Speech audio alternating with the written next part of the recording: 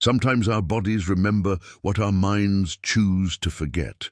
For Dina Morrison, those small bumps on her back seemed like nothing more than the price of turning 47. She dismissed them for months, just another reminder that youth was behind her. But when they started to hurt, she finally went to the urgent care clinic. The nurse's gentle touch revealed something that changed everything. These weren't age spots or pimples. They were scars from trauma so severe her mind had buried it completely. The marks told a story of violence from her past that she couldn't remember. How do you heal from wounds you didn't know existed? Before we jump back in, tell us where you're tuning in from. And if this story touches you, make sure you're subscribed, because tomorrow I've saved something extra special for you. The morning light filtered through the tall windows of Morrison Books, casting long shadows across the hardwood floors that Dina had walked for the past 12 years. She stood behind the counter, her fingers tracing the worn edges of the brass. Keys that unlocked not just the store, but the life she'd carefully constructed for herself and Emma.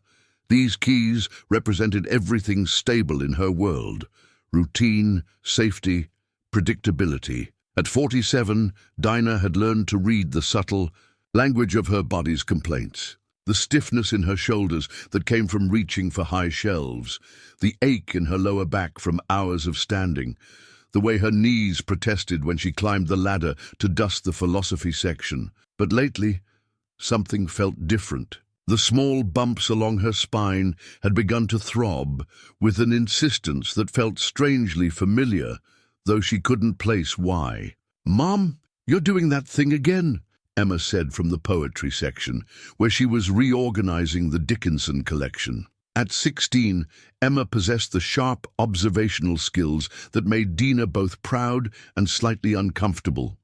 Her daughter noticed everything: the way Dina unconsciously rolled her shoulders when the pain flared, how she avoided certain conversations about the past, the careful way she screened phone calls. "What thing?" Dina asked, though she knew exactly what Emma meant. She'd been absent-minded lately, lost in thoughts that led nowhere productive. "That staring into space thing, like you're trying to solve a puzzle that's missing half the pieces." Emma's voice carried the gentle teasing tone she used when she was actually worried. She had her mother's warm brown eyes, but possessed a directness that Dina envied. Where Dina had learned to deflect and redirect, Emma faced things head-on. The bookstore had become their sanctuary over the years. Dina had started as an assistant manager when Emma was 4, working her way up as the previous owner, Mr. Chen, prepared for retirement. When he finally sold her the business at a price she could barely afford, it felt like claiming something that had always belonged to her. The smell of old paper and binding glue, the comfortable weight of books in her hands, the quiet conversations with customers who became friends, all of it wrapped around them like a protective cocoon. "Mrs. Morrison, do you have anything new?" "In the self-help section?" asked Margaret Walsh, one of their regulars. Margaret visited every Tuesday, always looking for books about starting over. She'd been divorced for 3 years and approached reinvention with the methodical determination of someone conducting a scientific experiment on her own life. "Actually, yes. A wonderful book about finding purpose after 50 came in yesterday." Dina moved toward the section, grateful for the distraction. She understood Margaret's quest intimately, the desire to become someone new while honoring who you'd been. The author talks about how our 40s and 50s aren't about decline, but about finally having the wisdom to build the life we actually want. Margaret's face brightened as she examined the book. "Sometimes I think I spent my 20s and 30s becoming who I thought I should be, and now I'm trying to figure out who I actually am." The comment struck Dina with unexpected force. Her own 20s felt like a foreign country, one she'd visited but couldn't quite remember the details of the trip. There were photographs, of course, and a few scattered memories, but large stretches remained frustratingly blank. She'd always attributed it to the chaos of single motherhood, the exhaustion of building a life from nothing. But standing there, Watching Margaret clutch the book like a lifeline, she wondered if there might be more to it. "Are you all right, Mom?" Emma appeared at her elbow, studying her with that penetrating gaze that made Dinah feel simultaneously cherished and transparent. "Just tired, sweetheart. These old bones aren't as resilient as they used to be." She managed a smile, but Emma's expression remained skeptical. The afternoon brought a steady stream of customers, college students hunting for required reading, retirees browsing the mystery section, young mothers seeking picture books for story time. Dina moved through the familiar rhythms of recommendation and conversation, but the nagging discomfort in her back seemed to pulse in counterpoint to her movements. Emma worked beside her, with the easy competence she'd developed over years of after-school shifts. She had opinions about book placement and customer service that often surpassed Dinah's own insights. Watching her daughter arrange the young adult section, Dinah felt the familiar mixture of pride and protective anxiety that defined her experience of motherhood. Emma was everything Dina had hoped to nurture: confident, thoughtful, unafraid to speak her mind. But she was also 16, on the cusp of independence, asking questions about family history that Dina struggled to answer. "Why don't we have any pictures of you when I was born?" Emma had asked recently. It was a reasonable question with a complicated answer that Dina wasn't sure she understood herself. "You know how it is with single mothers," she'd replied. "I was so busy taking care of you, I forgot to document everything properly." Emma had accepted the explanation, but Dina could see the curiosity lingering in her eyes. Their life together was rich and full, but it had an island quality, self-contained, deliberately separate from extended family or old friends. Dina had always framed this as independence, but lately she wondered if it might actually be isolation. As closing time approached, she found herself moving more slowly, the pain in her back intensifying. She'd been putting off addressing it for months, telling herself it was just part of getting older, nothing that rest and occasional ibuprofen couldn't manage. But tonight, as she locked the brass keys in the register drawer, she admitted to herself what she'd been avoiding. Something was wrong. "Mom, you should see a doctor about your back," Emma said, gathering her textbooks from behind the counter. "You've been wincing all day." "It's probably just strain from rearranging the biography section yesterday," Dina replied, but even as she spoke, she knew it wasn't true. The pain felt different from simple muscle fatigue, deeper, more persistent, accompanied by a strange sense of recognition that made no logical sense. They walked home together through the quiet streets of their neighborhood, past the familiar landmarks that marked the boundaries of their carefully constructed world. Emma chatted about her AP literature class, her thoughts on college applications, her plans for the summer. Dina listened with half her attention. The other half focused on the growing certainty that she couldn't ignore her body's insistent messages much longer. That night, after Emma had gone to bed, Dina stood before her bathroom mirror and tried to examine her back using a hand mirror. The bumps were small, barely visible, but when she pressed them gently, they responded with a sharp pain that made her gasp. She'd assumed they were just adult acne, embarrassing but harmless. Now, feeling their firmness beneath her fingertips, she realized they might be something else entirely. She made the appointment the next morning, choosing the urgent care clinic over her regular doctor's office because it felt less dramatic, more like addressing a minor inconvenience rather than acknowledging a real concern. As she wrote down the date and time, her hand trembled slightly, though she couldn't explain why the prospect of a simple medical consultation should make her nervous. The brass keys to Morrison books sat on her nightstand, catching the early morning light. Tomorrow would bring another day of routine, of customers and conversations, of the comfortable rhythms that had defined her life for over a decade. But something was shifting, like tectonic plates moving deep underground. She could feel it in the persistent ache of those mysterious bumps, in Emma's increasingly pointed questions, in her own growing awareness that the life she'd built, solid, as it seemed, might be constructed on foundations she'd forgotten how to examine. Sleep came fitfully, punctuated by dreams she couldn't quite remember upon waking, dreams that left her with the unsettling feeling that her body was trying to tell her something her mind wasn't ready to hear. The next few days passed in a haze of routine punctuated by moments of sharp awareness. Dina found herself studying her reflection more carefully, searching for clues about changes she might have missed.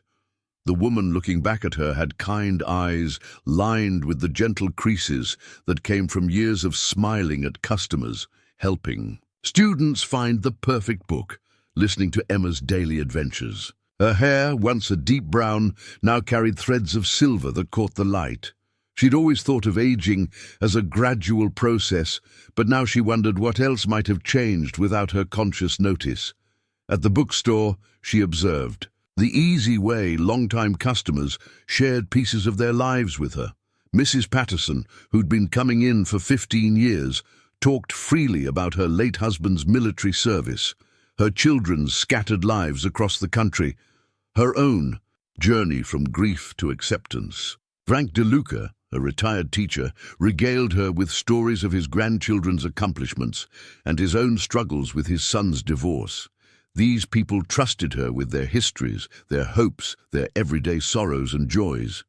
Yet when they asked about her past, she realized how skillfully she'd learned to redirect the conversation. "Oh, you know how it is," she'd say with a self-deprecating laugh. "Single mothers don't have time for exciting stories. Emma's been my whole adventure."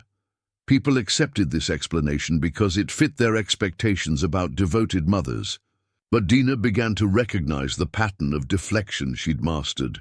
Emma noticed the change in her mother's demeanor. "You've been weird all week," she announced over dinner Thursday night. They were sharing Chinese takeout at the small table in their kitchen, a ritual they'd maintained since Emma was old enough to use chopsticks properly. "Define weird," Dina said, attempting lightness.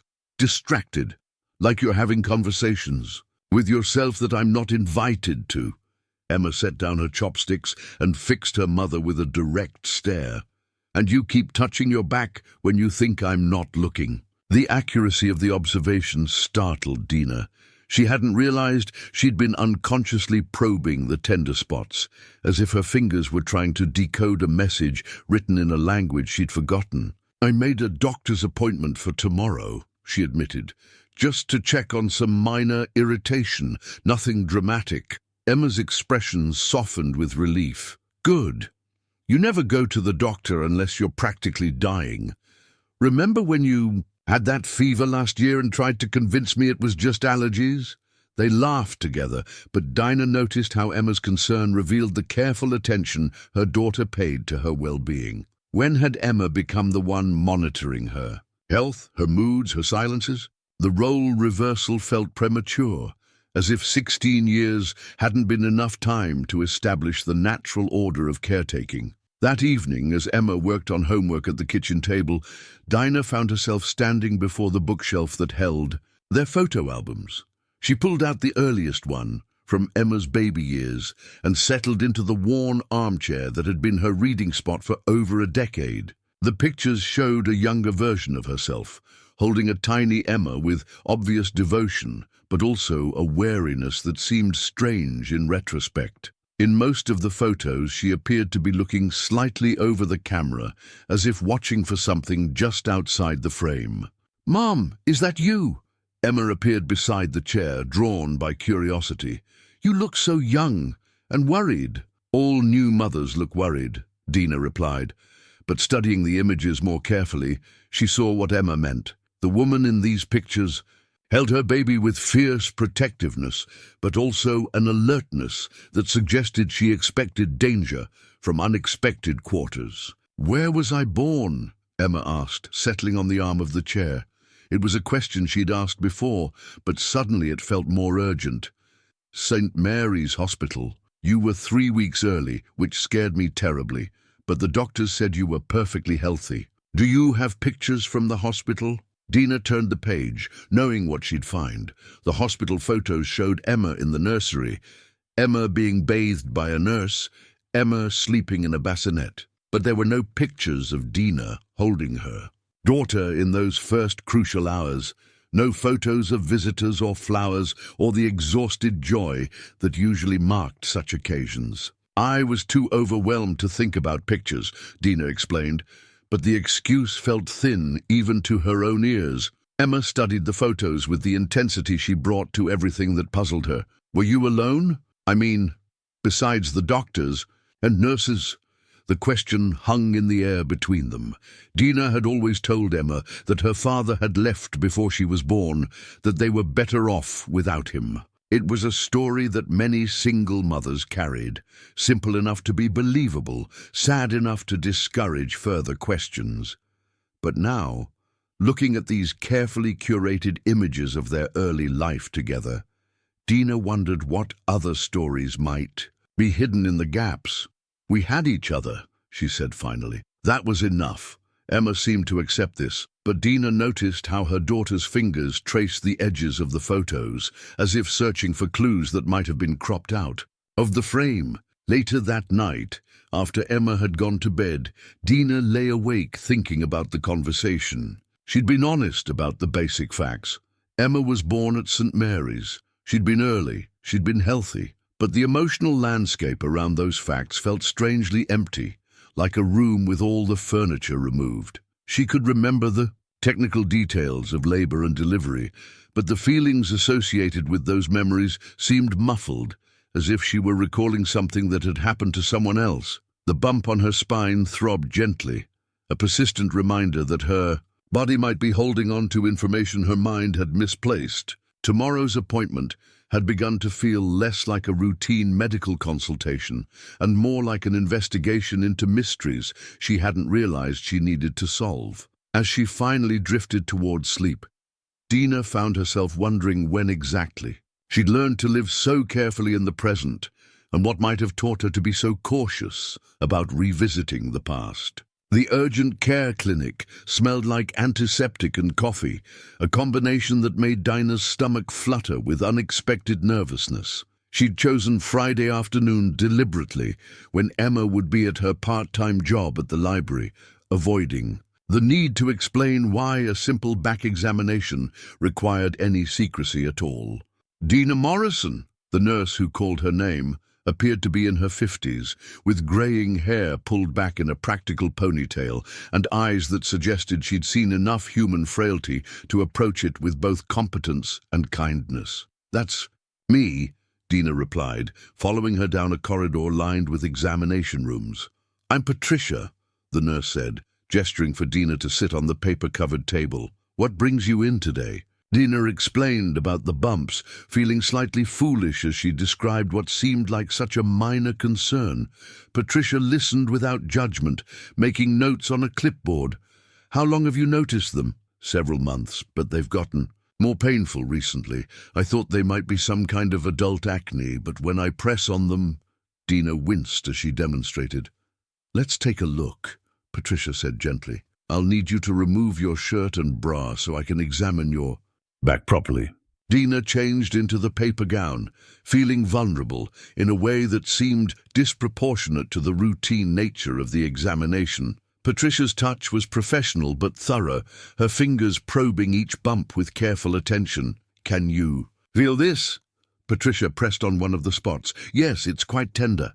Patricia continued her examination in silence, and Dina began to sense a shift in the room's atmosphere. The nurse's touches became more deliberate, more investigative. "Have you ever injured your back? Any falls, accidents, trauma to this area?" "Not that I remember," Dina said, though as she spoke something flickered at the edge of her consciousness, a fragment of sensation that felt important but refused to come into focus. Patricia moved to a different spot, pressing gently but firmly. "This one's particularly pronounced. And this area here," her finger traced a line along Dina's spine. "These aren't pimples or cysts, Mrs. Morrison." Dina's mouth went dry. "What are they?" "Scar tissue. Deep scar tissue that's formed over what appears to be significant trauma to your back." Patricia's voice remained calm, but Dina could hear the concern underneath. The pattern suggests these injuries were quite severe. The words seemed to echo in the small examination room. Scar tissue, significant trauma. Dina felt the world tilt, slightly, as if she were looking at a familiar landscape from an unexpected angle. "That's not possible," she said quietly. "I would remember something like that." Patricia helped her sit up, her expression compassionate but serious. "Sometimes our minds protect us from traumatic memories. It's more common than you might think, but your body clearly remembers what happened." Dina stared at the medical chart. Patricia was updating, watching her write notes that would document this revelation in clinical terms. The careful handwriting seemed to make it official. There were parts of her own history that existed only in the permanent record her body had kept. "What kind of trauma leaves scars like this?" Dina heard herself ask. "It's difficult to say without more information, but the pattern suggests impact injuries, possibly from a fall or—" Patricia paused, choosing her words carefully. "Sometimes we see similar scarring in cases of domestic violence." The phrase hung in the air like a diagnosis Dina wasn't prepared to receive. Domestic violence. The words felt foreign, as if Patricia were speaking about someone else entirely. "I need to recommend that you follow up with your primary care physician," Patricia continued. "They may want to order imaging studies, and given the nature of these injuries, it might be helpful to speak with someone about memory recovery." "Memory recovery?" "A counselor who specializes in trauma. Sometimes when our minds block out painful events, professional guidance can help us process what happened in a safe, controlled way." Dina nodded automatically, but inside she felt as if she were falling, not physically, but through layers of assumptions about her own life that were proving to be built on unstable ground. "Is there someone you can call? You seem a bit shaken, and I don't want you driving if you're not feeling steady." "I'm fine," Dina said, though she wasn't sure it was true. "My daughter, she doesn't need to know about this. Not yet." Patricia's expression softened with understanding. "Of course, but Mrs. Morrison, whatever happened to you was serious. These aren't the kind of injuries that heal on their own. Someone helped you through this. Someone made sure you got medical care. You weren't alone." The drive home passed in a blur of familiar streets that suddenly seemed foreign. Dina found herself studying her reflection at red lights, searching for signs of the person who had survived something terrible enough to leave permanent scars. The woman looking back at her appeared unchanged. Same worried brown eyes, same fine lines around her mouth, same hair that needed touching up at the roots. But underneath the surface, she'd thought she knew, apparently lived the evidence of violence she couldn't remember experiencing. She pulled into her driveway and sat in the car for several minutes, watching her neighbor's ordinary Friday evening activities. Mr. Henderson was watering his garden.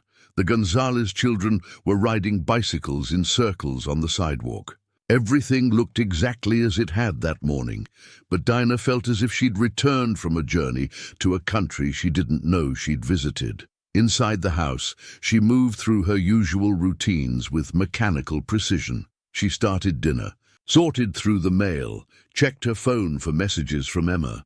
But underneath these familiar actions, her mind kept circling back to Patricia's words. "Someone helped you through this. Someone made sure you got medical care. Who had been there, and why couldn't she remember them?" The bumps on her back seemed to pulse with new significance, no longer minor irritations, but witnesses to events that had been edited out of her conscious memory. She found herself standing in front of the bathroom mirror again, trying to see her own back clearly, as if the scars might reveal their secrets if she could just find the right angle. When Emma came home from work, chattering about a difficult patron who demanded books the library didn't own, Dina listened with forced attention while part of her mind remained fixed on a single disturbing question. What else about her life might not be what it seemed? "Mum, you look pale," Emma observed over dinner.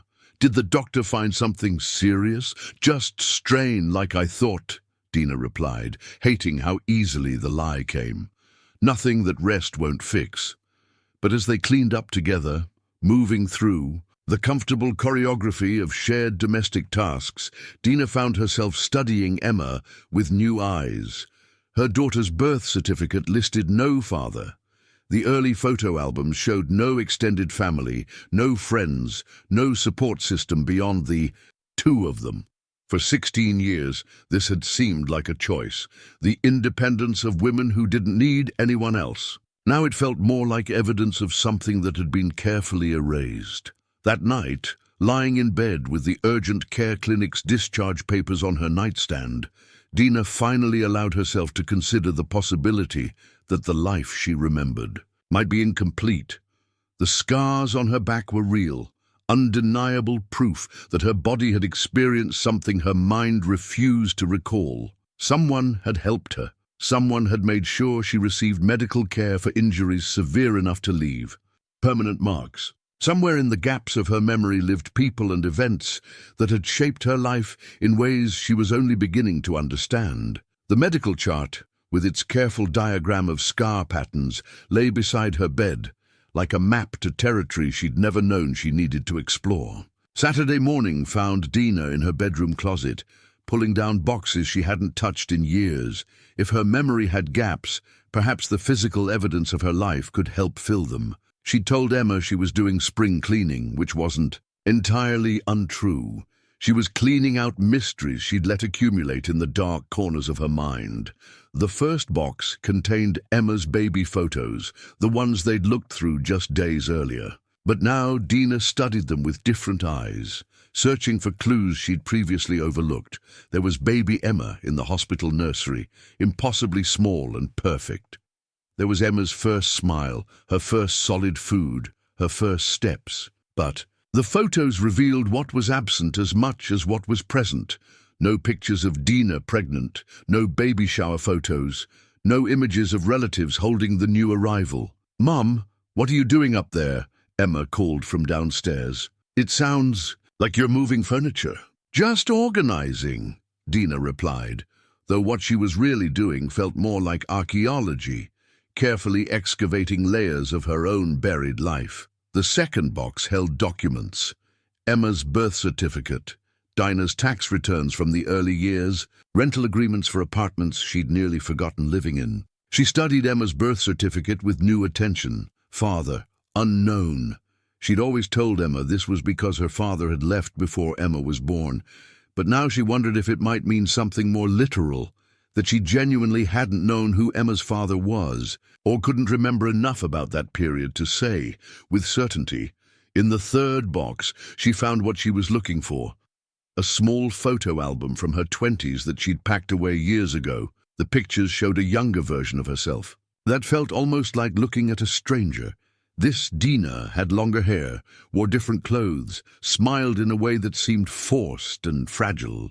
In many of the photos, she appeared thin to the point of concern, and there was something haunted in her eyes that present-day Dina found disturbing to recognize. "Mom, can I help?" Emma appeared in the doorway, drawn by curiosity. "What are all these boxes?"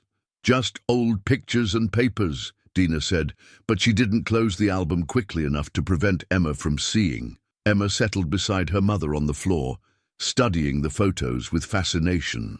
"Is that really you? You look so different." Different was an understatement. The woman in these pictures seemed to exist in a state of constant alertness, as if she were always listening for something approaching from just outside the frame. "This was before you were born," Dina explained. "I was younger, obviously, probably not eating well enough. You know how it is when you're struggling financially." "You were really thin," Emma observed, with the bluntness of 16-year-old honesty. "And you look scared in most of these pictures, like you're expecting something bad to happen." The accuracy of Emma's observation made Dina's chest tighten. She had looked scared, though she couldn't remember what she'd been afraid of. "Who took these pictures?" Emma asked, flipping through the album. It was a simple question with no apparent answer. Dina studied the photos, trying to remember the circumstances behind each one. Some appeared to be taken at parties or gatherings, but she couldn't recall the occasions or identify the other people in the background. Others seemed more intimate, taken by someone who knew her well enough to catch her in unguarded moments. "Probably friends," Dina said. But even as she spoke, she realized how vague that sounded. Where were these friends now?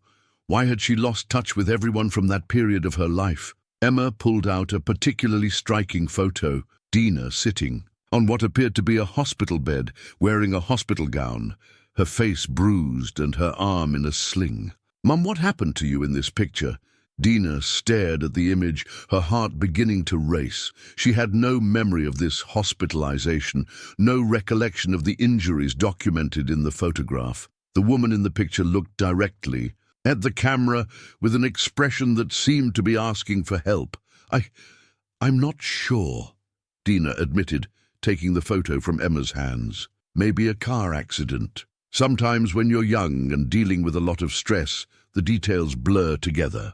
But even as she offered this explanation, she knew it didn't make sense. Hospital stays and significant injuries weren't the kind of things that blurred together. They were the kind of events that should stand out clearly in memory, marked by pain and recovery and the disruption of normal life. Emma was studying her mother with growing concern. "Mom, are you okay? You look like you've seen a ghost." In a way, she had. The woman in these photographs was a version of herself that felt like a ghost, present in the evidence, but absent from her conscious memory. "Let me make us some tea," Emma said, displaying the caretaking instincts that seemed to emerge whenever Dina appeared vulnerable. "And maybe we should put these away for now. They seem to be upsetting you." But Dina couldn't put them away. Not yet. After Emma went downstairs, she continued studying the photographs, trying to force her mind to remember the contexts and relationships they documented. In one picture, she was laughing with a man whose face had been deliberately scratched out with a pen. In another, she appeared to be at some kind of celebration, though her smile looked strained and artificial. The most disturbing discovery was at the back of the album, a series of photos that showed her with what appeared to be healing injuries, a cut lip in one image, bruises on her arms in another, always with that same frightened alertness in her eyes. Someone had been documenting her injuries, creating a record that suggested a pattern of harm. She found her hands shaking as she closed the album. Patricia's words echoed in her mind. "Sometimes we see similar scarring in cases of domestic violence." The photographs seemed to support this possibility, but the complete absence of memory around these events felt impossible to understand. When Emma returned with tea, she found her mother sitting on the closet floor, surrounded by scattered papers and photographs, looking lost. "Mum, talk to me," Emma said gently, settling beside her with 2 steaming mugs. "Something's really bothering you about these pictures." Dina looked at her daughter's concerned face and felt torn between the protective instincts that had guided their entire relationship and a growing need to understand her own history. How could she explain that she was discovering evidence of a past she couldn't remember? How could she tell Emma that the stable, secure life they'd built together might have emerged from circumstances she couldn't even recall?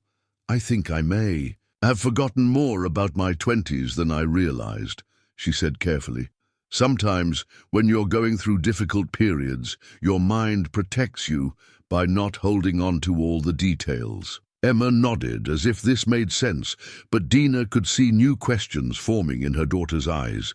Questions about family history, about Emma's father, about why their life had always been so carefully separated from the past. "Maybe that's not such a bad thing," Emma said finally. "If that period was really difficult, maybe forgetting parts of it helped you become the person you are now." It was a generous interpretation, and Dina was grateful for her daughter's instinctive kindness. But as they packed the boxes away, she couldn't shake the feeling that the gaps in her memory weren't just protective. They were preventing her from understanding something important about who she was and how she'd become the person Emma knew as her mother. The baby photos felt different now, weighted with questions about the woman who had held that infant with such fierce protectiveness. What had she been protecting Emma from? And who had been there to help them both survive whatever had created those scars on her back? 3 days later, while Emma was at school, Dina found herself standing in her storage unit, staring at boxes she'd packed away years ago without much thought. The monthly payment had become such an automatic part of her budget that she'd stopped, questioning why she needed to store things she never accessed. Now, facing the possibility that her past held secrets she'd forgotten, these boxes felt like potential archives of her missing history. The first box revealed clothes from her 20s, styles she couldn't imagine wearing now, sizes that suggested the concerning thinness Emma had noticed in the photographs. Underneath the clothes, she found a small address book with a worn leather cover. As she opened it, her heart began to race. Page after page of names and phone numbers had been systematically crossed out with black ink. Not just crossed out, obliterated, as if someone had taken great care to ensure the information could never be recovered. The methodical nature of the deletion suggested this hadn't been done in anger or haste, but with deliberate intention to sever connections. "What was I running from?" she whispered to the empty storage unit. A few entries remained untouched. Her old dentist, a pizza place that had probably been closed for years, and on the very last page, written in different ink as if added later, a single entry that made her breath catch: Sarah M., emergency only, followed by a phone number with a local area code, Sarah. The name felt significant, though she couldn't place why. She stared at the entry, trying to force her memory to supply context.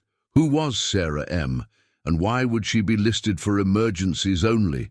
More importantly, why had this entry survived when all the others had been deliberately erased? Her hands trembling slightly, Dina pulled out her phone and stared at the number. After 17 years of living, as if she'd emerged fully formed into motherhood, here was evidence of someone who had known her before, someone she'd trusted enough to keep their information, even while systematically cutting ties with everyone else. But calling the number felt like crossing a line she wasn't sure she was ready to cross.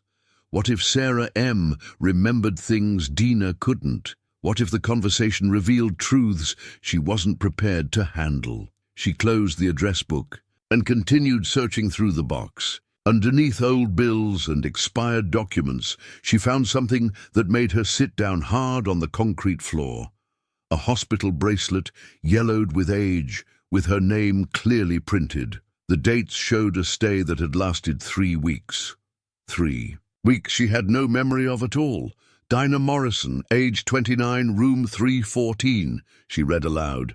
The bracelet felt fragile in her hands, like evidence of a different person's life.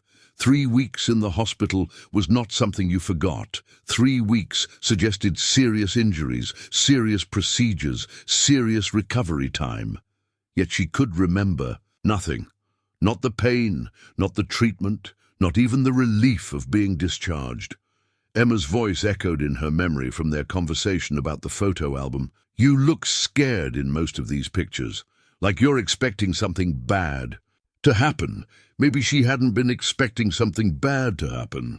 Maybe something bad had already happened, and her frightened expression had been the result, not the anticipation. That evening, as they shared dinner at their small kitchen table, Dina found herself studying Emma with new questions. Her daughter was describing her day at school, animated about a debate in her government class about privacy rights versus public safety. "I argued that people should have the right to start over without their past following them everywhere," Emma was saying.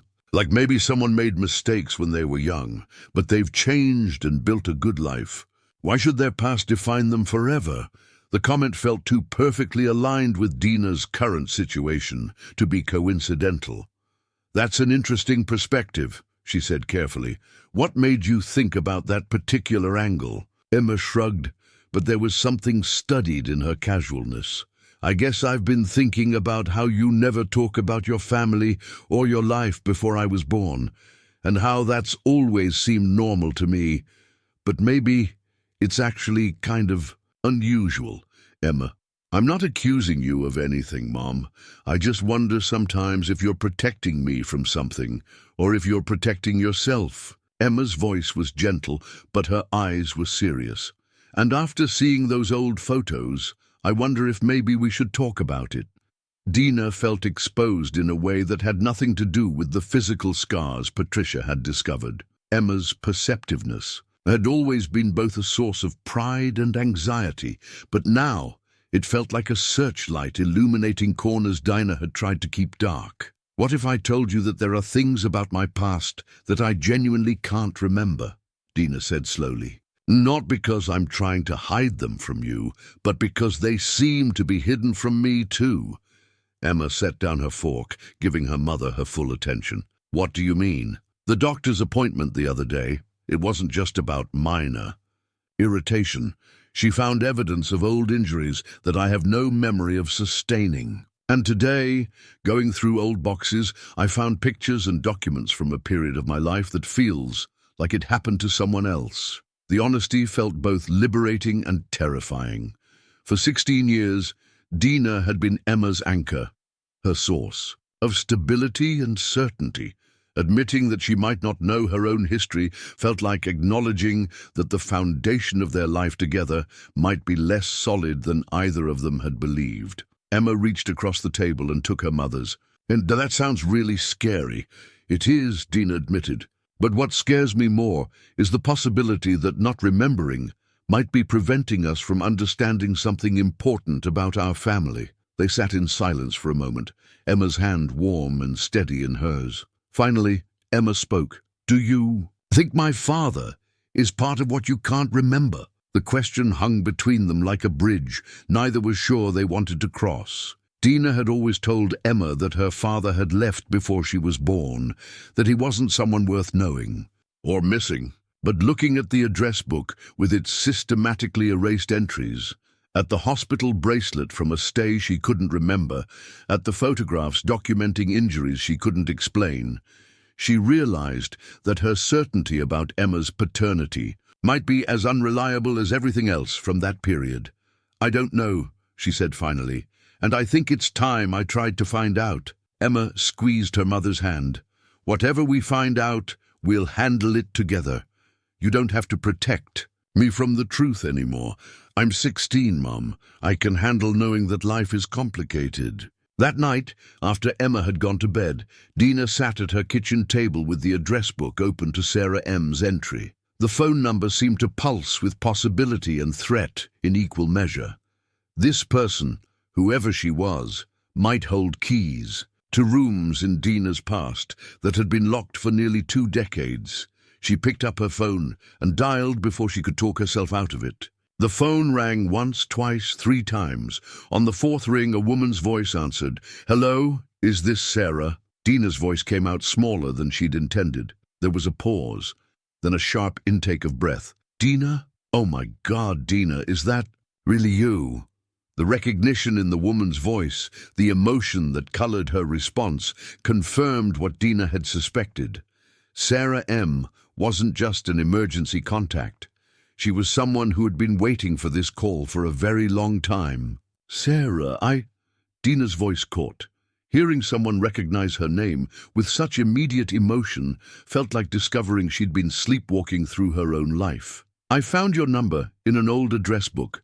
I'm sorry to call out of the blue like this, but I have some questions about things I can't seem to remember. The silence on the other end stretched long enough that Dina wondered if the call had dropped. Then Sarah spoke, her voice thick with what sounded like years of held-back tears. I've been waiting for this call for 17 years, Sarah said. Are you okay? Are you safe? The question struck Dina as oddly specific. Not how are you, but are you okay? Are you safe? As if Sarah had been worried about Dina's well-being all this time. I think so, Dina replied, though she was no longer sure what safety meant in the context of her life. Sarah, I have to ask, how do you know me? I mean, I know your name was in my address book, but I can't remember. Oh, Dina. Sarah's voice broke slightly. You really can't remember, can you? Remember what? I'm your sister, the words hit. Dina like a physical blow. She sank into the kitchen chair, the phone nearly slipping from her hands. Sister, she had a sister, not just someone who had known her in her 20s, but family. Actual family that she'd somehow forgotten entirely. That's not possible, Dina whispered. I would remember having a sister. Your mind blocked out a lot from that period, Sarah said gently. The doctor said it might happen, that trauma can affect memory in ways we don't fully understand. But, Dina, I'm here. I've always been here, waiting for you to feel safe enough to remember. Dina's free hand found the edge of the kitchen table, gripping it like an anchor. The familiar room suddenly felt foreign, as if she were seeing it through the eyes of someone who had been living a carefully constructed fiction. Doctors? She managed. From when you were in the hospital, after what Marcus did to you. The name hit her consciousness like a stone thrown into still water, sending ripples through her awareness that she couldn't quite track to their source. Marcus. The name felt significant and dangerous at the same time. I don't remember anyone named Marcus. Sarah's sigh carried the weight of years. That's probably for the best. But Dina, if you're starting to remember things, if you're asking questions, then we need to talk. In person. There are things you need to know, things that might be important for Emma's safety. Emma? Dina's protective instincts flared. How do you know about Emma? Because I was there when she was born. I was there through everything until you decided you needed to start. Completely over, which I understood, but Sarah's voice trailed off. Can we meet? Tomorrow, maybe?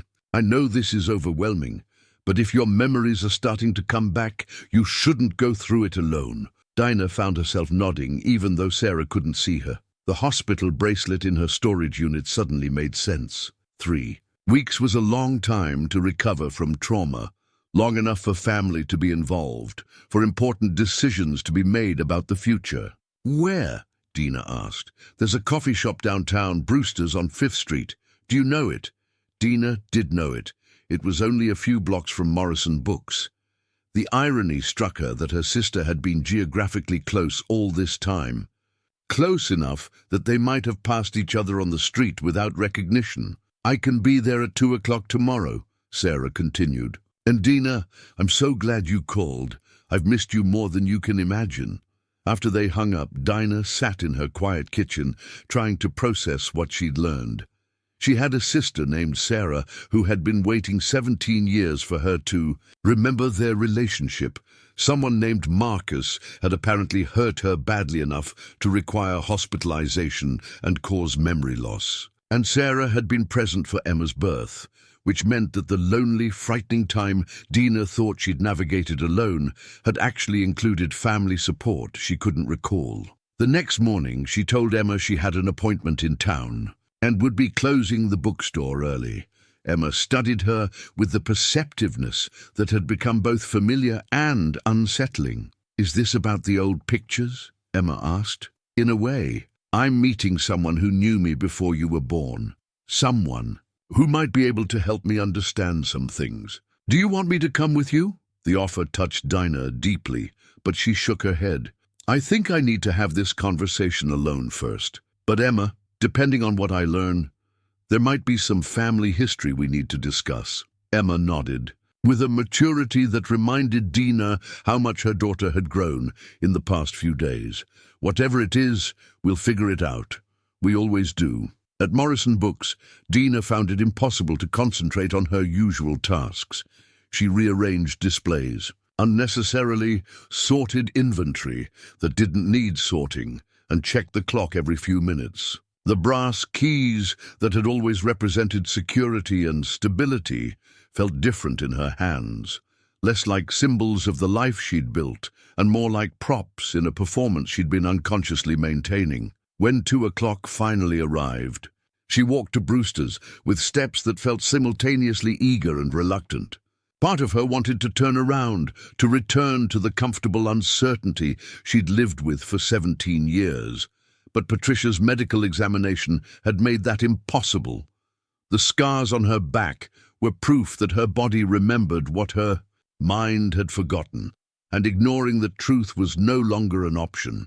Brewster's was moderately busy with the afternoon crowd, students with laptops, business people having late lunches, retirees reading newspapers over coffee. Dina chose a table near the window and ordered tea, her hands shaking slightly as she checked the time on her phone. Sarah would know what she looked like, but Dina realized she had no idea how to recognize her own sister. At 2:05, a woman in her early 50s approached the table hesitantly. She had Dina's build and coloring, with the same warm brown eyes and fine bone structure, but where Dina's face showed the careful composure of someone who'd learned to be self-sufficient, this woman's expression was open with barely contained emotion. "Dina," she said softly. "Sarah?" They stared at each other across the small table, two middle-aged women meeting like strangers despite being bound by blood and shared history that only one of them could remember. Sarah's eyes filled with tears as she sat down. "You look exactly the same," Sarah said, "except healthier, stronger. You've built a good life, haven't you?" The question carried layers of meaning that Dina couldn't fully decode. "I've tried to. Emma and we've been happy." "Emma," Sarah's face softened. "She must be 16 now. Does she know anything about her father?" The question Dina had been dreading arrived sooner than expected. "I told her he left before she was born, that we were better off without him." Sarah's expression grew troubled. "Dina, we need to talk about Marcus, about what happened between you two, and about why you chose to forget it all." The coffee shop around them continued its normal afternoon rhythm, but Dina felt as if she and Sarah were sitting in a bubble, separated from ordinary time and space. Whatever Sarah was about to tell her would change everything she thought she knew about her life, her choices, and her daughter's origins. "Tell me," Dina said, though part of her wanted to run back to the bookstore, back to the safe predictability of inventory and customer recommendations. "Tell me everything." Sarah reached into her purse and pulled out a small wooden box, worn smooth by years of handling. She set it on the table between them with the careful reverence of someone presenting sacred relics. "I kept these for you," she said, opening the box to reveal its contents. "I always hoped that someday you'd want them back." Inside, Dina saw a hospital bracelet identical to the one she'd found in storage, along with a few small photographs and what appeared to be a folded letter. But it was the bracelet that drew her attention, not just because it matched her own, but because seeing two of them suggested a story more complex than simple medical treatment. "I was in the hospital too?" Sarah asked, noticing Dina's focus. "No, that one's yours. From your 3-week stay. I kept it because—" Sarah's voice caught. "Because for a while I wasn't sure you were going to make it." The words settled heavily between them. Dina reached out tentatively and touched the bracelet as if it might trigger the memories that remained stubbornly locked away. "Sarah, what exactly happened to me?" Sarah closed her eyes briefly, as if gathering strength for a conversation she'd been preparing to have for 17 years. When she opened them, her expression was both gentle and determined. "You were in an abusive relationship with Marcus Colley. It had been going on for about 2 years when I finally understood how bad it had gotten. You were good at hiding it, and I was younger then, maybe too willing to believe your excuses about falling downstairs or walking into doors." Dina felt a chill that had nothing to do with the coffee shop's air conditioning. The scenario Sarah described felt foreign, impossible to reconcile with her sense of herself as someone who wouldn't tolerate such treatment. "But I would never," she began. "That's what everyone thinks until they're in it," Sarah said gently. "Marcus was charming, manipulative. He had a way of making you feel like the most important person in the world, and then making you feel like you were lucky he put up with you. It's a pattern, Dina. He was good at it." Sarah pulled one of the photographs from the box, a picture of Dina and a man with dark hair and an engaging smile. They appeared happy, his arm around her protectively, both of them laughing at something. Outside the camera's range. "This was early in your relationship," Sarah explained, "before things got bad. You were so in love with him, so convinced he was going to save you from all the uncertainty of your 20s. Dina studied the photograph, searching for some flicker of recognition. The woman laughing in the picture looked like her, but the emotion on her face, that complete trusting happiness, felt like something she'd never experienced. "What changed?" she asked. "He became possessive, controlling, started isolating you from friends, then from me, made you quit your job because he said he could support you better, convinced you that everyone who cared about you was trying to turn you against him." Sarah's voice grew harder. "Classic abuser tactics, but when you're living it, it feels like love. And I stayed for too long. By the time you tried to leave, you were pregnant." The revelation hit Dina like a physical blow. She'd known this moment was coming since Sarah had mentioned Emma's safety, but hearing it confirmed still left her, struggling to breathe. "Marcus is Emma's father." "Yes, and when you told him you were leaving despite the pregnancy, he—" Sarah paused, choosing her words carefully. "He pushed you down a flight of stairs. You were 7 months pregnant, Dina. You almost died. Emma almost died." The coffee shop around them seemed to blur at the edges as Dina processed this information. The scars on her back, the 3-week hospital stay, the frightened expression in those old photographs. It all began to form a coherent, horrifying picture. "But Emma was born healthy," Dina said, clinging to the one certainty she had about her daughter's early life. "Barely. She was premature because of the fall, spent 2 weeks in the NICU, but she was a fighter, just like her mother." Sarah reached across the table and squeezed Dina's hand. "You were amazing through all of it, even with your own injuries, even with everything Marcus had put you through. Your only concern was making sure Emma was safe. What happened to Marcus?" Sarah's expression darkened. "You refused to press charges. Said you just wanted to disappear, to start over somewhere he couldn't find you. The hospital social worker helped us get you into a program for domestic violence survivors.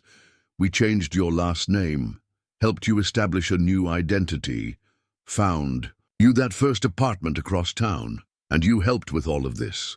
I was 24, scared out of my mind, but yes, I helped you plan your escape, helped you through Emma's first year. You were so determined to build a life where Marcus couldn't touch either of you." Dina thought about the address book with its systematically crossed-out entries, the careful way she'd constructed a life without apparent history or connections. What she'd interpreted as independence now revealed itself as a survival strategy. "Why can't I remember any of this?" she asked. "Trauma affects memory in complex ways. The doctors said you might block out not just the violence, but everything associated with that period, including me, including the support you had. Your mind was protecting you from pain, but it also protected you from the knowledge that people loved you and wanted to help." Sarah pulled out the folded letter and handed it across the table.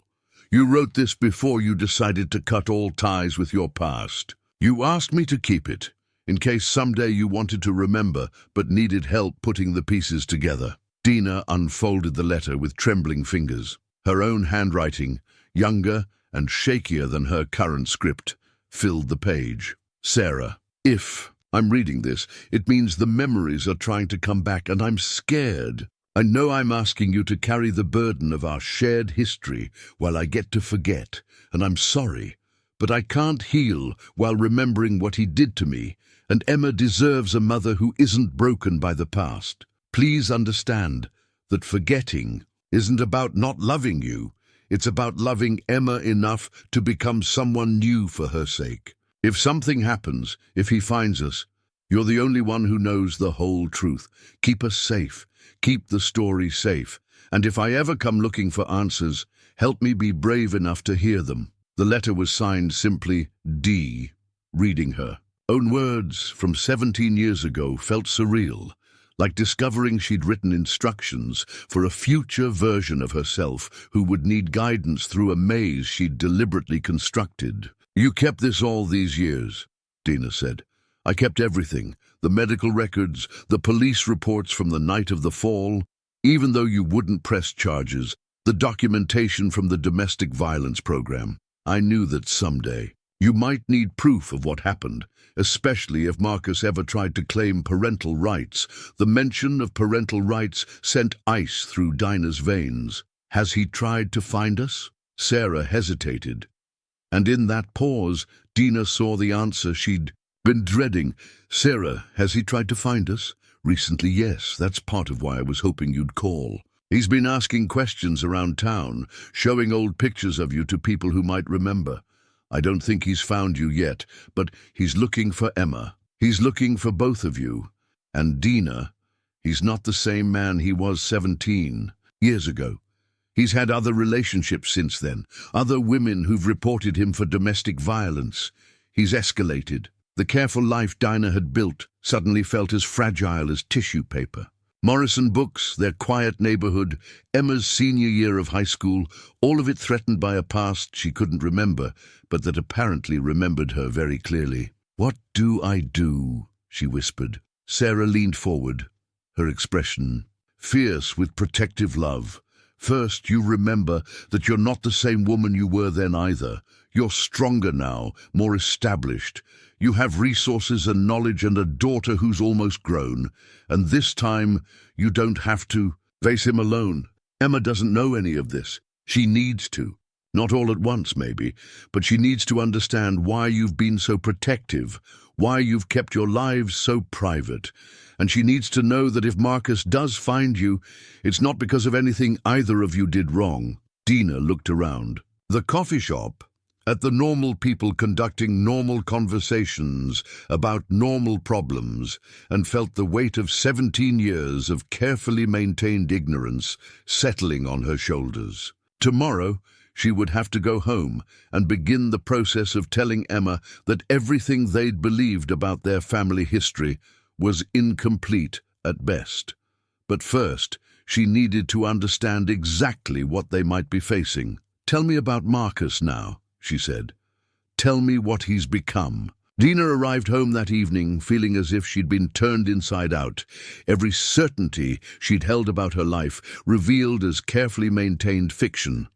Sarah had given her copies of everything in the keepsake box: hospital records, police reports, photographs that documented the progression of her relationship with Marcus, from romance to violence. The evidence sat in a manila envelope on her passenger seat, like evidence from someone else's trial. Emma was in the kitchen when she entered, textbooks spread across the table, working on what appeared to be a complex chemistry assignment. The normalcy of the scene, her daughter bent over homework in the warm light of their familiar kitchen, felt both precious and fragile after the afternoon's revelations. "How did your appointment go?" Emma asked without looking up from her calculations. "It was informative," Dina replied, which was perhaps the greatest understatement of her life. "Emma, we need to talk. About family history, about some things I've recently learned about our past." Emma's head came up, her expression alert to the gravity in her mother's tone. "Did you find out something about my father?" Before Dina could answer, Emma's phone buzzed with a text message. She glanced at it, frowned, and showed the screen to her mother. "Someone's been asking about us at the library," Emma said. "Sarah Chen texted to say a man came in today showing pictures, asking if anyone recognized you or me. She thought it was weird enough to give me a heads up." The blood drained from Dina's face. Marcus was already closer than Sarah had realized. Close enough to be making inquiries at places where Emma worked. "What kind of pictures?" Dina asked, though she suspected she knew. "Sarah said they looked old, like from when you were younger. The man told her he was trying to reconnect with family, but something about him made her uncomfortable." Emma was studying her mother's face with growing concern. "Mom, you look terrified. Who would be looking for us?" Dina sank into the chair across from Emma, the manila envelope still clutched in her hands. There was no gradual way to deliver this. News, no gentle introduction to a truth this devastating. "Emma, this afternoon, I met with someone I didn't know I had in my life. My sister Sarah. I have a sister who's been waiting 17 years for me to remember her existence." Emma's expression shifted from confusion to shock. "You have a sister? How do you not remember having a sister?" because I deliberately chose to forget everything about the period of my life when I knew her, everything about my 20s, including the relationship I was in when you were born." Dina opened the envelope and pulled out one of the photographs Sarah had copied for her, the early picture of herself with Marcus, both of them looking happy and in love. Emma took the photograph, studying it with the intensity she brought to problems she was trying to solve. "Is this him? My father?" "Yes. His name is Marcus Colley, and Emma, he wasn't someone who left before you were born.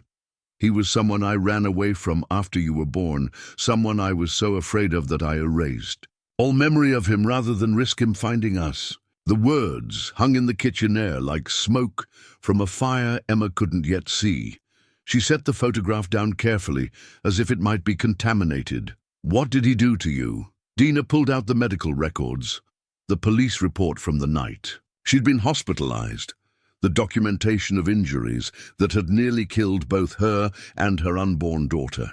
As she spread the papers across the kitchen table where they'd shared thousands of ordinary meals, she watched Emma's face change from curiosity to horror to something harder to name. "He pushed you downstairs while you were pregnant with me," Emma said, reading from the police report with clinical detachment.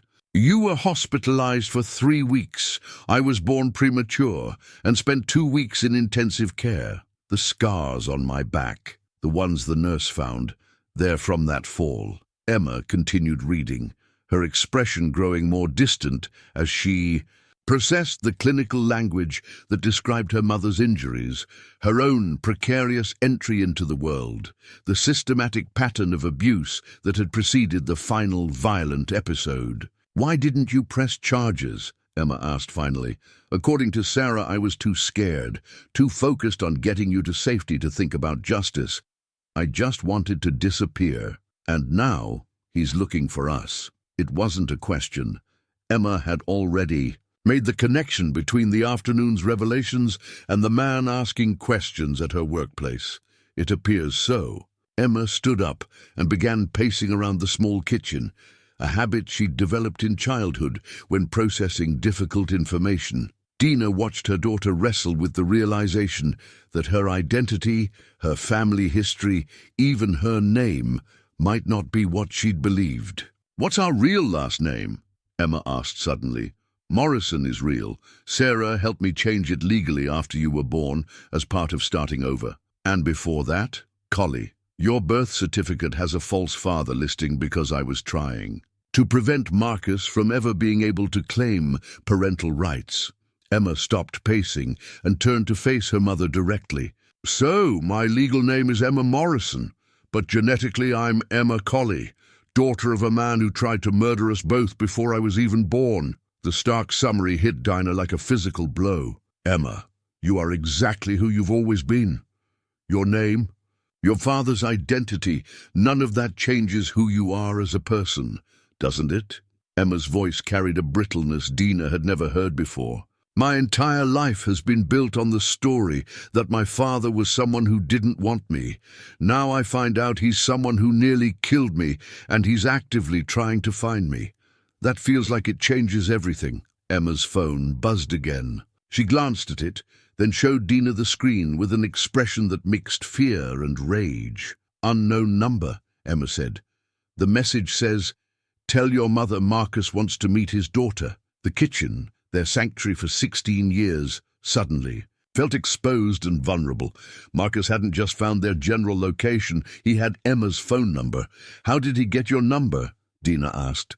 "I don't know, but Mom, this message came in 2 hours ago." "I was so focused on homework that I missed it." Emma's voice was rising with anxiety. "He could have been watching the house. He could be watching us right now." Dina looked toward the kitchen window, its cheerful yellow curtains suddenly seeming insufficient protection against threats from outside.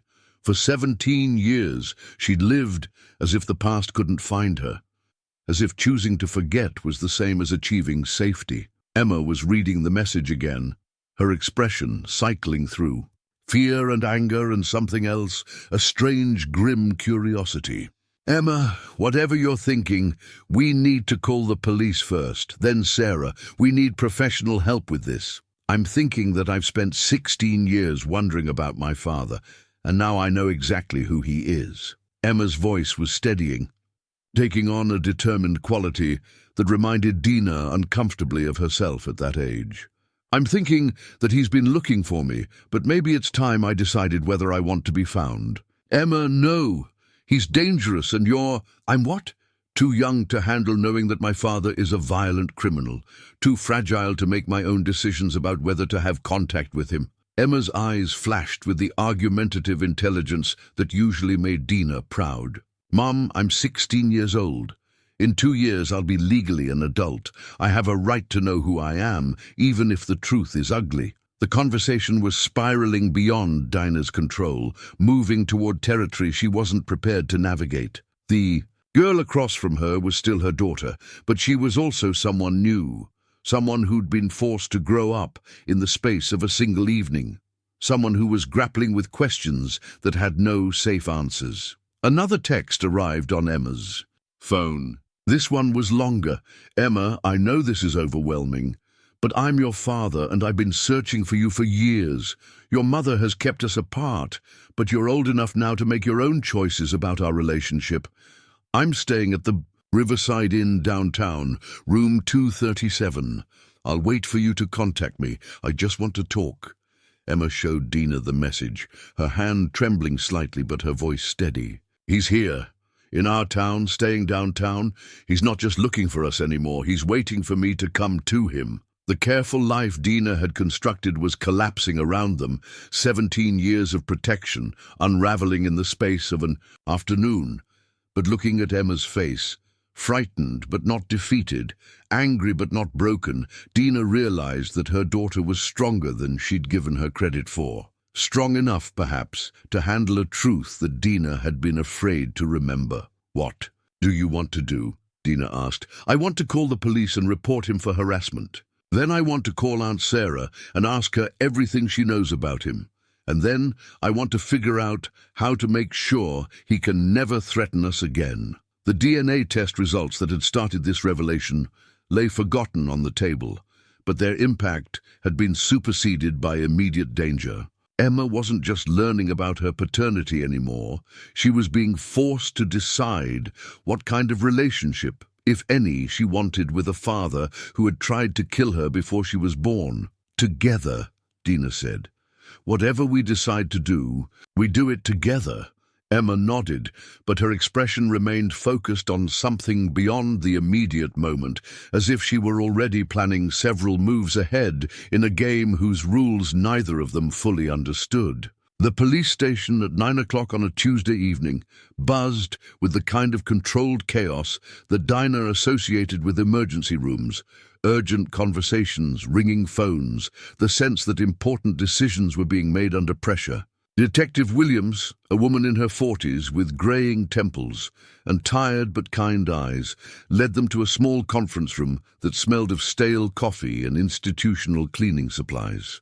I've reviewed the materials your sister provided, Detective Williams said, spreading photocopies of Sarah's preserved documents across the table. The original police report from 17 years ago, the hospital records, the documentation from the domestic violence program. It paints a clear picture of escalating abuse, culminating in attempted murder. Emma sat beside Dina, her posture erect and alert, the way she faced challenges in school or debate club. But there was something new in her bearing, a gravity that spoke of forced maturation, of childhood ending abruptly on a Tuesday evening in a police station. What can you do about the harassment? Dina asked. He has Emma's phone number, he knows where she works, and he's made it clear he's staying in town until she contacts him. Detective Williams pulled out a legal pad and began writing. We can file a restraining order based on the historical pattern of domestic violence and the current harassment. Given that Emma was an intended victim of the original assault, since she was in utero during the attack, she has standing to request protection as well. Will it stop him? Emma asked. Her voice was steady, but Dina could hear the underlying fear. Restraining orders are effective against people who respect legal boundaries, Detective Williams replied honestly. Based on his history and current behavior, I wouldn't count on Marcus Colley being deterred by paperwork alone. Sarah arrived as they were filling out the initial forms, bringing with her a manila folder that looked even thicker than the materials she'd shared with Dina that afternoon. I've been doing some research since we talked, Sarah said, settling into the chair across from them. Marcus has been busy in the years since Dina disappeared. 3 different women have filed restraining orders against him. 2 dropped the charges before trial, but the 3rd resulted in a conviction for domestic assault. Detective Williams examined the additional documents with professional interest. This establishes a clear pattern of behavior. It strengthens our case for the restraining order, and it gives us insight into his methods. What methods? Emma asked. He targets women who are isolated, vulnerable, or have children he can use as leverage, Sarah explained. In each case, he presented himself as a reformed man seeking to make amends for past behavior. He's learned to use the legal system and social services to maintain contact even when his victims try to escape. Dina felt sick as she recognized the pattern. Marcus hadn't been randomly searching for them. He'd been systematically developing the skills to track down and re-engage with former victims. There's something else, Detective Williams said, pulling out her own folder. We ran his name through the system when you called tonight. Marcus Colley was arrested 3 days ago in the next county over for violating a restraining order. He made bail yesterday morning. The timeline sent chills through Dina. Marcus had been arrested, made bail, and immediately traveled to their town. His pursuit of them wasn't casual or coincidental. It was planned and purposeful. So he's escalating, Emma said with the same analytical tone she used for chemistry problems. He violates a restraining order in another county, makes bail, and immediately travels here to contact us. That suggests he's not thinking clearly about consequences. Detective Williams nodded approvingly at Emma's assessment. That's exactly what concerns me. When abusers become fixated on regaining contact, they often lose the ability to make rational decisions about risk. They spent the next hour completing paperwork for the restraining order, installing a security app on both Dina's and Emma's phones, and discussing safety protocols. Detective Williams provided them with cards for local domestic violence resources and explained the procedures for reporting any contact attempts. What about Emma's school? Dina asked. Her work at the library. We'll notify both locations about the restraining order, Detective Williams replied. They'll have his photograph and instructions to call police if he appears. But I want you both to understand. Your safety depends on taking this threat seriously. As they prepared to leave, Emma turned to Detective Williams with a question that surprised everyone in the room. What would happen if I agreed to meet with him in a controlled environment with police present? Emma, no, Dina and Sarah said simultaneously. I'm not saying I want to, Emma clarified, but he's going to keep escalating until he gets what he wants, right? And what he wants is contact with me. What if we give him that contact under circumstances where he can't hurt anyone? Detective Williams considered the question seriously. It's not impossible to arrange, but it would be extremely risky. Abusers often view any contact as validation of their behavior, which can escalate rather than satisfy their obsession. But you've done it before. In some cases, yes, usually with older victims who specifically request the opportunity to confront their abusers in a safe environment. It can provide closure, but it can also reopen trauma. Dina looked at her 16-year-old daughter, her brilliant, brave, stubborn daughter, and saw someone grappling with questions that had no perfect answers. Emma was right that Marcus would continue escalating until he got what he wanted, but the idea of deliberately putting her in the same room with him, even under police supervision, felt like offering her up as bait. Let me think about it, Emma said finally. I'm not making any decisions tonight, but I want to understand all the options. They drove home in Sarah's car, leaving Dinah's vehicle at the station as a precaution in case Marcus was monitoring their movements. The familiar streets of their neighborhood looked different in the darkness, less cozy, more full of potential hiding places and unseen threats. "Are you okay staying with us tonight?" Dina asked Sarah as they pulled into the driveway. "I wouldn't be anywhere else," Sarah replied. "We're family. We face this together." Inside the house, they moved through the rooms systematically, checking locks, closing curtains, setting up the security measures Detective Williams had recommended. Emma worked alongside them with calm efficiency, but Dina could see the tension in her daughter's shoulders, the way her eyes kept flicking toward the windows. "Emma, about what you said at the police station." "Mom, I know you're scared," Emma interrupted. "I'm scared too, but I've been thinking about this situation strategically, and I think we have more power than we're acknowledging." They settled in the living room, Sarah curled up in the armchair where Dinah usually read, Emma cross-legged on the couch with a legal pad in her lap, already making lists and diagrams. "Look at the facts," Emma continued. "He's escalating his behavior, which means he's making mistakes.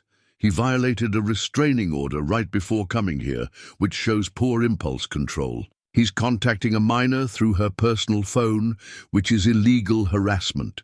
He's essentially handed us evidence of his criminal behavior." Dina watched her daughter analyze their crisis with the same methodical approach she brought to academic challenges, and felt a mixture of pride and heartbreak. Emma was rising to meet this threat with intelligence and courage, but she shouldn't have to. "What are you proposing?" Sarah asked. "I'm proposing that instead of just reacting to his moves, we make some strategic moves of our own. We document everything he does. We build a stronger legal case, and we make it clear that pursuing us is going to cost him more than it's worth." Emma's phone buzzed with another text. All three of them froze.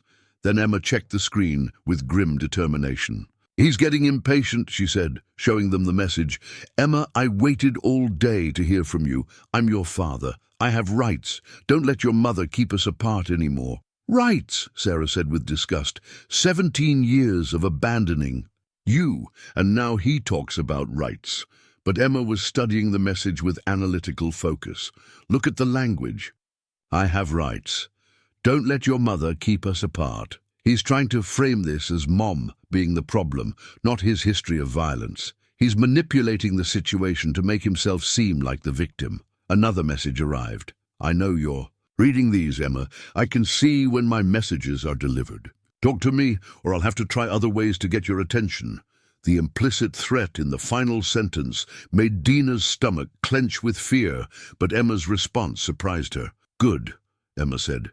"He's threatening us in writing, that's evidence." She screenshot the messages and forwarded them to Detective Williams, then turned to face her mother and aunt with an expression of determined resolve. "Tomorrow, I want to go back to the police station and ask Detective Williams about arranging that controlled meeting. Not because I want to see him, but because I think it's the fastest way to get him to reveal his true intentions while we're in a position to do something about it." Dina started to protest, but Emma held up a hand. "Mom, for 16 years you protected me by hiding from the past, but the past found us anyway, and now hiding isn't enough. Maybe it's time to stop running and start fighting back." The next afternoon, Emma was alone at Morrison Books when the chime above the front door announced an unexpected visitor. She looked up from the inventory spreadsheet she'd been updating to see a man in his late 40s studying the store layout, with the kind of careful attention that immediately put her on alert. He was handsome in a conventional way. Dark hair touched with silver at the temples, expensive clothes, the kind of confident bearing that suggested someone accustomed to getting what he wanted. But there was something predatory in the way his eyes moved around the space, cataloguing exits and sightlines rather than browsing book selections. Emma's hand moved instinctively to her phone, where the panic button app Detective Williams had installed yesterday waited to connect her directly to police dispatch. The device felt both reassuring and inadequate, a digital lifeline in what felt like an increasingly physical threat. "Can I help you find something?" she asked, keeping her voice steady and professional. The man turned toward her with a smile that didn't reach his eyes. "Actually, I think I've found exactly what I was looking for." The words sent ice through Emma's veins. She knew with absolute certainty that she was looking at Marcus Colley, her father, her mother's abuser, the man who had nearly killed them both before she was born. "I'm sorry, but we're actually closing early today," Emma said, moving slowly toward the counter where she'd left her phone. "If you're looking for a particular book, I'd be happy to help you find it at one of the other bookstores downtown." Marcus's smile widened, and Emma saw something cruel in it that made her understand why her mother had chosen to forget rather than remember this man. "Oh, I think we both know I'm not here for books, Emma." The use of her name confirmed her worst, her fears. Marcus had been watching them, learning their routines, waiting for an opportunity to approach her when she was most vulnerable. "I don't know who you think I am," Emma said, her finger hovering over the panic button, "but I think there's been a mistake." "No mistake, sweetheart. You look just like your mother did when she was your age. Same eyes, same stubborn set to your chin. I'd recognize you anywhere." Marcus began moving closer, not in a rushed or obviously threatening way, but with the casual confidence of someone who assumed his presence was welcome. Emma activated the panic button while keeping her phone low, out of his sightline. "You're Marcus Colley," she said. It wasn't a question. "I'm your father," he replied, as if the terms were synonymous. "And I've been looking forward to this conversation for a very long time. My mother told me you left before I was born." Marcus's expression darkened slightly. "Your mother told you a lot of things that weren't true, like the fact that I've been trying to find you both for years, that I've sent letters and made calls that she intercepted, that I've wanted to be part of your life since the day you were born." Emma felt a moment of confusion. Could there be another version of this story, one where Marcus was the victim rather than the perpetrator? But then she remembered the medical records, the police reports, the scars on her mother's back that told a different tale entirely. "I've seen the hospital records from when I was born," Emma said carefully. "I know what happened to my mother." "Hospital records," Marcus said with dismissive anger.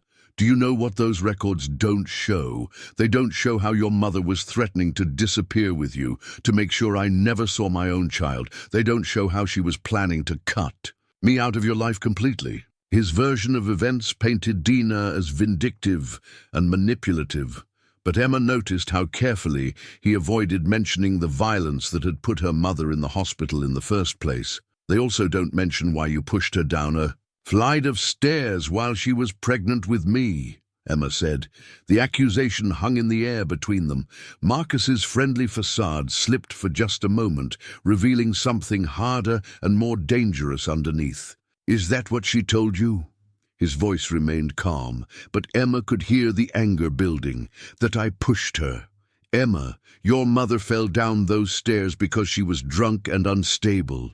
I tried to help her, tried to get her the support she needed, but she was determined to paint me as the villain in her story." Emma realized she was listening to a masterclass in manipulation, the way Marcus reframed every fact to cast himself as the wronged party, the smooth confidence with which he delivered lies that contradicted documented evidence. "The police report says you had a history of domestic violence," Emma said. "Police reports say whatever the person filing them wants them to say. Your mother was skilled at making herself look like a victim." Marcus's tone grew more intense, more personal. "But Emma, you're old enough now to make your own judgments. You don't have to take her word for what happened between us." "I don't have to take anyone's word for it.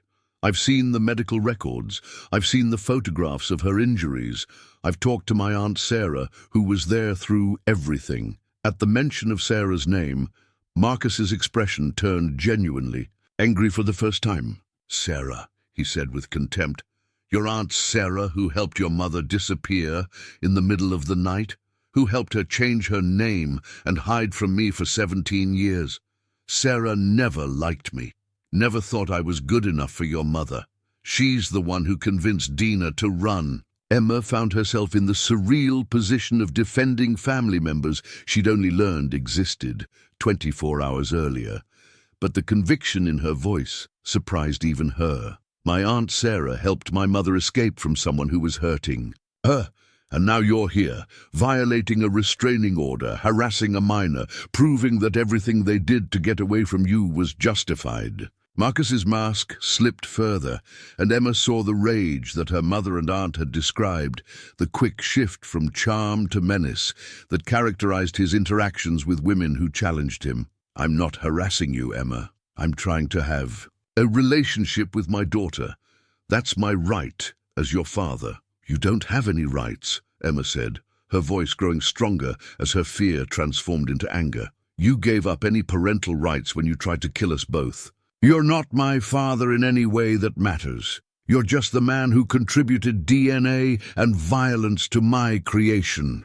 The words hit Marcus like physical blows. Emma could see him struggling to maintain control, his hands clenching and unclenching at his sides. You don't know what you're talking about, he said. You're 16 years old, and you've been fed lies your entire life. I came here to give you the chance to know the truth, to have a real relationship with your real father. But if you're going to be as stubborn and ungrateful as your mother, then what? Emma interrupted. You'll push me downstairs too?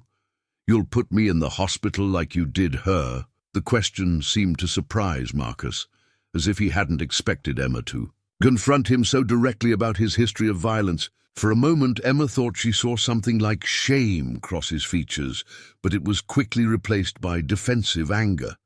I never meant for anyone to get hurt, he said. What happened with your mother was an accident, a moment of poor judgment. When I was young and didn't know how to handle conflict, I've changed, Emma. I've grown up. I want to be the father you deserve to have. But even as he spoke the words of apology and reform, Emma could see the predatory calculation in his eyes, the way he was positioning himself between her and the door, the subtle escalation of his body language that suggested he was preparing for the conversation to become something other than talk. She could hear sirens in the distance, Detective Williams responding to the panic button alert, but she realized with cold clarity that Marcus could do significant damage in the time it would take for help to arrive. I want you to leave, Emma said, moving slowly toward the door. The police are coming, and if they find you here, it's a violation of your restraining order. Marcus followed her movement with predatory focus. The police aren't going to keep me away from my daughter forever, Emma. I've waited 17 years to have this conversation, and I'm not leaving until we finish it. The sirens were getting closer when Dina burst through the front door of Morrison Books, her face flushed from running the 6 blocks from where she'd abandoned her car in traffic. She took in the scene immediately. Emma backed against the philosophy section. Marcus positioned between her and the exit, the predatory tension that filled the space like electricity before a storm. Get away from my daughter, Dina said, her voice carrying a strength she didn't know she possessed. Marcus turned toward her with a smile that was equal parts triumphant and cruel. Dina, you look exactly the same, except for the scars, I'm sure. You're carrying both the visible ones and the ones that run deeper. As he spoke, something extraordinary happened in Dina's mind. The careful walls she'd built around her memories began to crumble, not gradually, but all at once, like a dam bursting under pressure. She remembered everything. The early days of their relationship when Marcus had seemed like salvation. The gradual isolation from friends and family, the escalating violence, the terrifying realization that she was pregnant and trapped. But more than remembering the trauma, she remembered her own strength. She remembered fighting back, planning her escape, protecting Emma with a fierce determination that had surprised even her. The woman who had chosen to forget hadn't been weak. She'd been strategic, buying time to heal and build a life strong enough to withstand exactly this moment. I remember you now, Dina said, moving slowly into the store. I remember what you did, and I remember how I survived it. The question is, what are you hoping to accomplish here? Marcus's attention shifted between mother and daughter, and Emma could see him calculating his options, trying to determine how to manage two opponents instead of one. "I'm here to claim what's mine," Marcus said. "My daughter, my family, the life you stole from me when you disappeared." "You don't have a family," Emma said, her voice steady despite the danger. "You have victims. There's a difference." Dina felt a surge of pride at her daughter's courage, but also terror at the escalating tension in Marcus's posture. She'd seen that look before, in the moments before he'd lose control entirely. "Emma, whatever happens, I need you to know that every choice I made was about protecting you," Dina said. "The forgetting, the hiding, the careful life we built, it was all about making sure you could grow up free from this." "I know, Mom," Emma replied, "and I need you to know that I'm not the helpless baby you saved 17 years ago. I can protect myself now." Detective Williams and two uniformed officers entered the bookstore, just as Marcus's carefully maintained facade began to crack completely. The presence of authority figures seemed to trigger something in him, not fear, but rage at being thwarted, in what he clearly saw as his rightful claim to Emma's attention. "Marcus Colley, you're under arrest for violation of a restraining order and harassment of a minor," Detective Williams announced. But Marcus didn't move toward surrender. Instead, he turned back to Emma with desperate intensity. "This is exactly what they did 17 years ago. Turned the police against me, made me look like the criminal when all I wanted was to be a father to my child." "You were never a father to me," Emma said with quiet finality. "A father protects his children. He doesn't try to kill them before they're born." The words seemed to hit Marcus like physical blows. His face contorted with rage and something that might have been genuine pain, the expression of someone whose self-constructed narrative was being destroyed by undeniable truth. "I loved your mother," he said, his voice breaking. "I loved both. Of you, everything I did was because I was terrified of losing you." Dina stepped forward, close enough to see the desperation in Marcus's eyes, close enough to remember exactly what that desperation had cost her 17 years ago. "Love doesn't look like violence, Marcus. Love doesn't look like terror or control or pushing pregnant women downstairs. What you felt for me wasn't love, it was ownership. And Emma will never belong to anyone but herself." The police moved to arrest Marcus, but he made one last desperate appeal to Emma. "You're my daughter. My blood runs through your veins. That has to mean something." Emma looked at him with an expression of such clear-eyed assessment that it reminded Dina powerfully of herself at that age. Before Marcus, before the violence, before the forgetting. Her daughter had inherited not just DNA, but strength. "Your blood runs through my veins," Emma agreed. "But Mom's choices run through my life. Her courage, her protection, her sacrifice. That's what made me who I am. You contributed genetic material. She contributed everything else." As the police led Marcus away, he made one final threat that chilled both women. "This isn't over. I know where you live now, where you work, who your friends are. I'll be back when you least expect it." Detective Williams paused in the doorway. "We'll be filing additional charges based on today's confrontation. The harassment, the violation of the restraining order, the implied threats. This should be enough to ensure a significant prison sentence." After the police left with Marcus in custody, mother and daughter stood alone in the bookstore, where they'd built so many quiet, safe memories. The space felt different now, not violated exactly, but changed by the knowledge that their carefully maintained sanctuary could be breached. "Are you okay?" Dina asked, pulling Emma into a fierce embrace.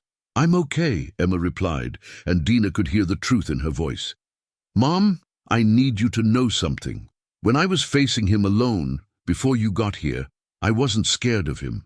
I was angry that he thought he could walk into our life and claim some kind of ownership over me." Dina held her daughter tighter, marveling at the strength Emma had developed, not despite the circumstances of her birth, but perhaps because of them. "He's right about one thing," Emma continued.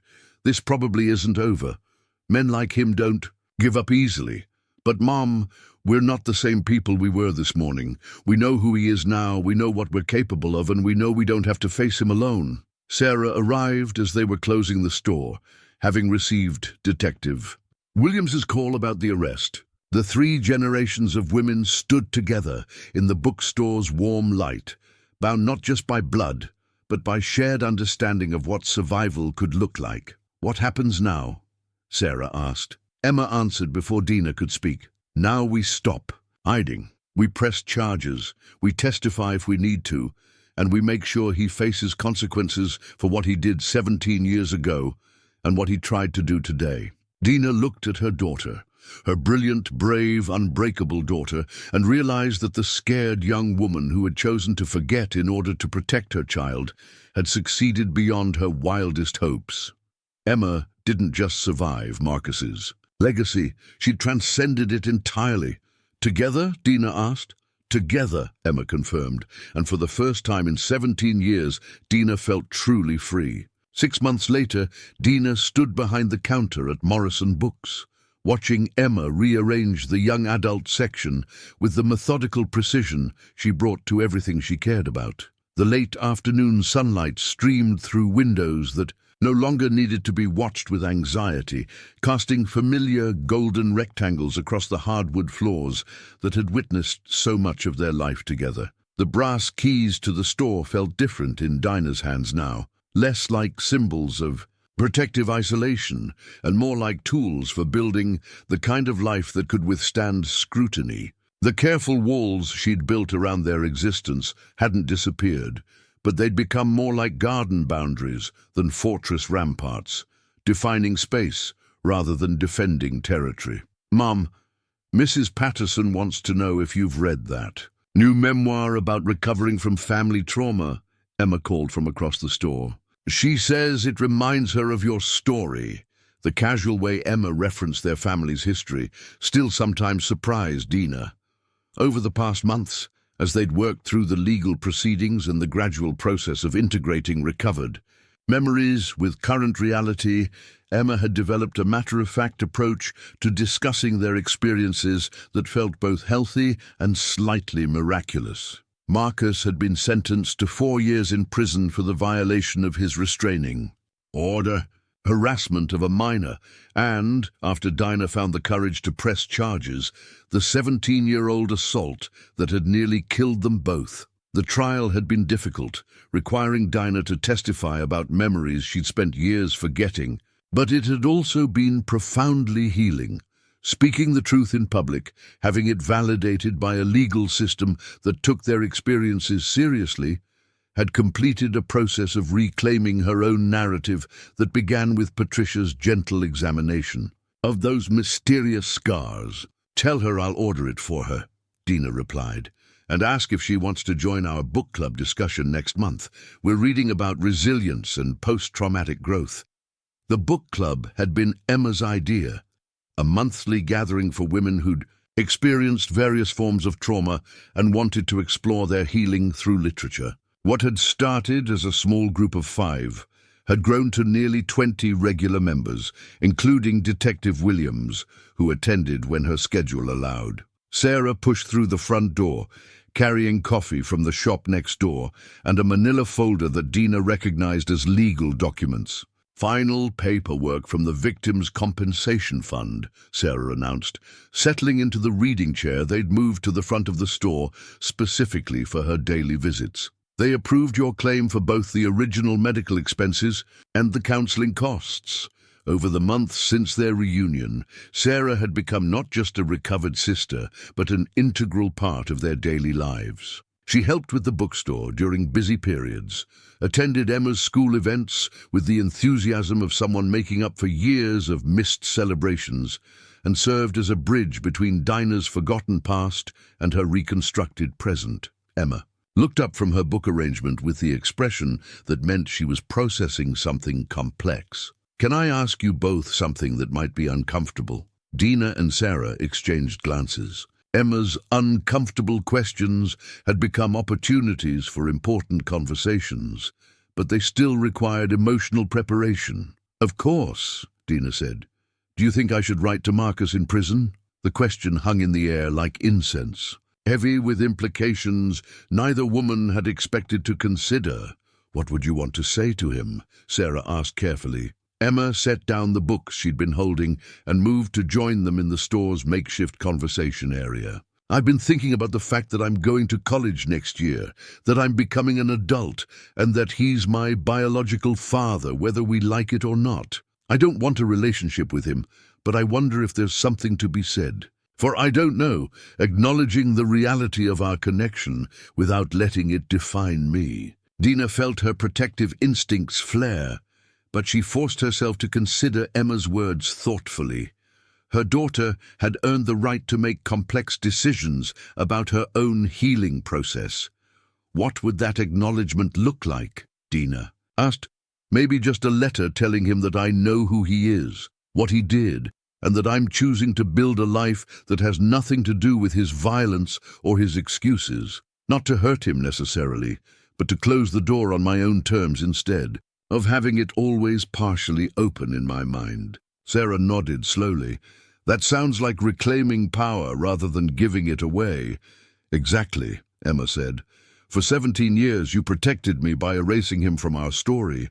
But I'm not a child anymore, and I think I need to decide for myself what his role in my narrative will be, which is basically none, but I want that to be my conscious choice rather than just inherited protection." Dina looked at her daughter, 18 in 3 months, headed to college on a partial scholarship she'd earned despite, or perhaps because of the dramatic revelations of her senior year, and marveled at the wisdom Emma had developed through processing their family's complicated truth. "If you decide to write that letter, will you let me read it before you send it?" Dina asked. "Of course, and I want Aunt Sarah to read it too. This is our family story now, not just mine." The phrase, "our family story," warmed Dina in ways she was still learning to recognize. For so long, family had meant just her and Emma, a deliberate isolation that felt necessary for safety. Now it included Sarah's laughter filling the bookstore in the evenings, Emma's friends who called Sarah Aunt without prompting, the network of women from their book club who'd become chosen family. A new customer entered the store, a young mother with a toddler, looking overwhelmed and slightly desperate in the way that suggested someone juggling more responsibilities than felt manageable. "Can I help you find something?" Dina asked, recognizing the expression from her own early motherhood. "I'm looking for books about starting over," the woman said. "My divorce was finalized last month, and I'm trying to figure out who I am now, that I'm not defined by that relationship anymore." Emma appeared beside her mother with an armful of carefully selected titles. "These might be helpful, and if you're interested, we have a book club that meets monthly to discuss books about resilience and personal growth. Very supportive group." As they helped the customer select books and provided information about community resources, Dina realized how naturally they'd all learned to transform their own experiences into support for others facing similar challenges. The trauma that had once required forgetting had become a source of wisdom and connection. That evening, after closing the store, the three of them walked home together through streets that had become fully safe again, not because the world had changed, but because they had changed. They were no longer hiding from the past or trying to outrun it. They were living with it, integrated and whole. In her kitchen, Dina pulled out the photo albums they'd been working on together, new collections that included pictures of Sarah and Emma getting to know each other, images from the trial and their various healing milestones, documentation of the life they were building consciously rather than defensively. "Should we take a new family portrait?" Sarah suggested. "Something official to mark where we are now," Emma laughed. 3 generations of Morrison women, survivors and thrivers.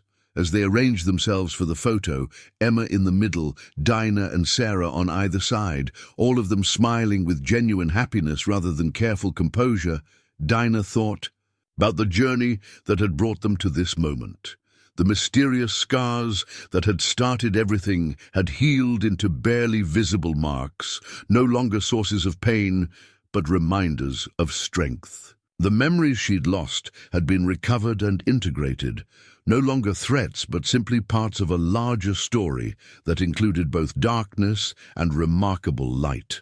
"Ready?" Emma asked, holding up her phone to capture the image. "Ready?"